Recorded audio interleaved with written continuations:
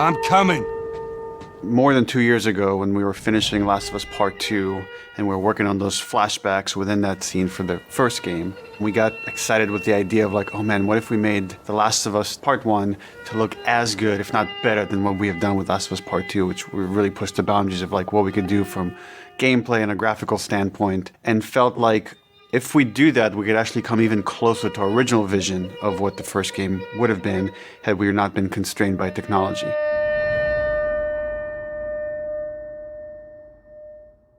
The original creative vision of The Last of Us, I think in a lot of ways was larger than what the PlayStation 3 was capable of. The tech of the PS5, it's like an open box of tools and goodies that we can play from and draw from. The 4K, HDR, improved haptics, 60 frames, help us to reimagine The Last of Us. It gave us opportunities to rebuild our characters at the highest fidelity.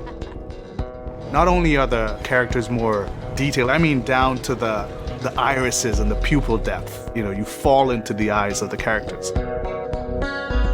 Aside from that, the facial animation is just way more believable. Like all the nuances, all the little subtle reactions, glances, glares, right? Like you get all of it almost closer to sort of the original performances.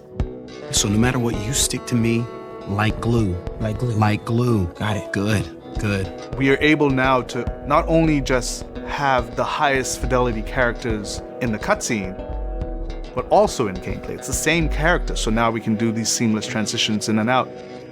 Every part of the game has benefited from seamless transitions and emotional scripting.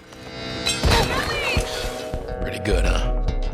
Our stories happen in gameplay, on a stick. She knew my mom. All this stuff is designed to keep you constantly in this world. Riley, come here. Now you got this, go.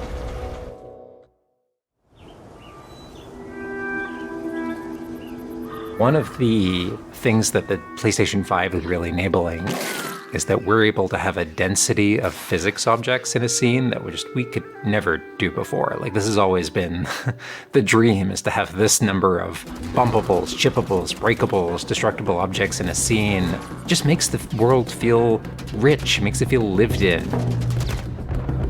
Materials can have the properties that you'd expect. The turret truck in Pittsburgh, when it's firing at you and it's just ripping apart the concrete and sending objects flying left and right. Seeing things break, like there's fear, there's a real fear that it invokes. And it's giving us a much more dynamic range of gameplay to play with. Surround him! Our AI tech has just increased incredibly. What we were building the basis off of was The Last of Us Part 2's AI.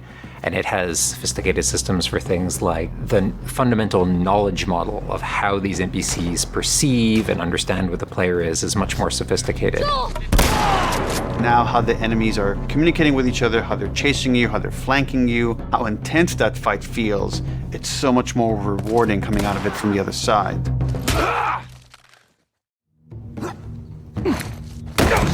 Get out!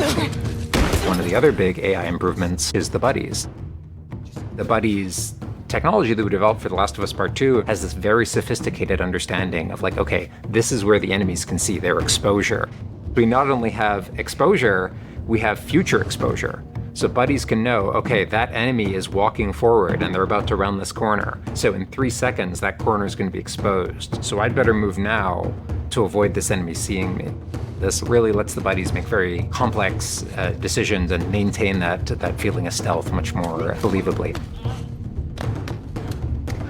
Another big enhancement to the gameplay is that we have this technology called motion matching. Motion matching is this technology that's basically using logic that tries to match the desired movement to a bucket of hundreds of animations. A mocapped actor has gone in and run this whole gauntlet of movements to get a really full set of all the different ways a person can move. And then it's basically every frame trying to find the best matching animation that fits the path of where the character is going to go. And this motion model just gives this really seamless sense of transition. The player's movement is just a lot cleaner. It's this really smooth, organic movement through the space. First, we just had to build that core experience. And then beyond that, we wanted to add several features that fans have been asking for. For example, we now have a permadeath mode.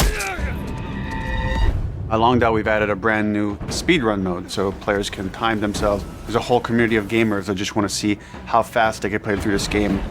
Beyond that, we added a bunch more of unlockables. So there's all these different outfits for Ellie and Joel that people can unlock.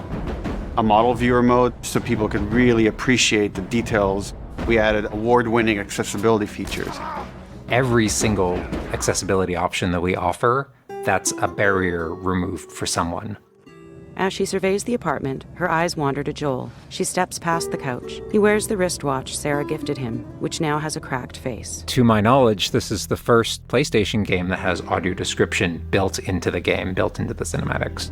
Now it's nighttime. Joel stirs in his sleep. And that's really the way we've tried to push the frontier of accessibility on this game.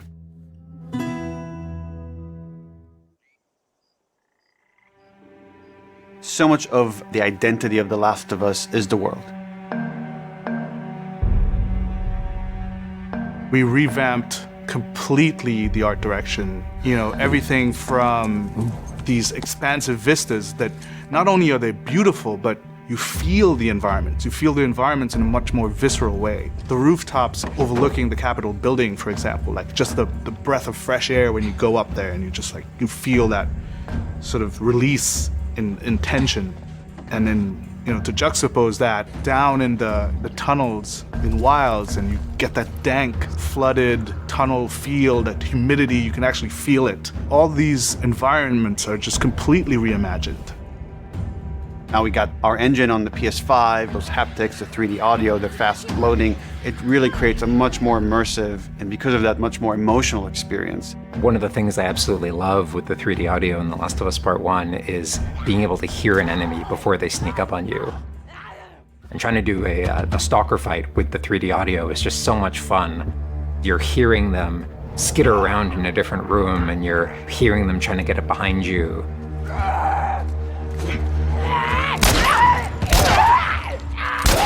Having that two-part reaction of like hearing, turning, seeing, reacting, it just really heightens that sense of just being grounded. You are in this character, you are in this world. Now, with the PlayStation 5, the amount of control that developers have over the DualSense, it's really, really cool. All the guns in the game have a variable amount of resistance on the triggers when you aim them. The way it works with the bow is that at the very beginning, when they're starting to draw the bow, there's a little bit of resistance. And then as the bow gets tauter and tauter, the amount of resistance is increasing. And then when you release the bow, you're also getting that resistance going out of the trigger. When you are aiming and firing the shotgun, you're going to get a haptic vibration on the shot. And then what I think is one of the ways that the DualSense really advances things is you're going to get a haptic vibration on the pump of the shotgun. And what's much more sophisticated about that on the DualSense is that in effect has a little speaker in it. And it's playing an audio file that comes through in the vibrations. And those two beats is what you're going to feel on the controller. Looks like a good spot. This also ties in to the new workbench animations. So if you're seeing Joel taking apart a gun or screwing something in or putting a new stock on a gun, that moment where he's jamming that on, you're going to get that haptic feedback on that. We have, haptics all across the board, for all the moments you kind of expect, for clambering, jumping, landing, meleeing, getting meleeed, all those kind of high intensity moments we have represented in the haptics. What I personally absolutely adore is the way we can enhance the really quiet, subtle moments of gameplay. So it's like when Joel goes in to pet the giraffe, getting that little light touch on the haptics as he's petting the giraffe. To me, that's the essence of The Last of Us. It's the high tension moments, it's the low tension moments, it's all of it feeling grounded. You're feeling immersed in this world. It's all about bringing you along with that story in as many ways as we can. And that's what the new technology on the PlayStation 5 is allowing.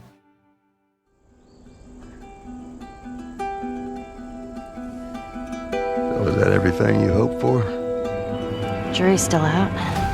There's something special about that core experience of playing as Joel and Ellie on this journey. Then to take that experience and really honor it and keep the authenticity of it, but elevate it in every way possible, whether it's pipeline, whether it's art direction, whether it's technology, everything that allows us to make that experience better. Not different, extremely better. That's why, to me, this is the definitive way to play The Last of Us.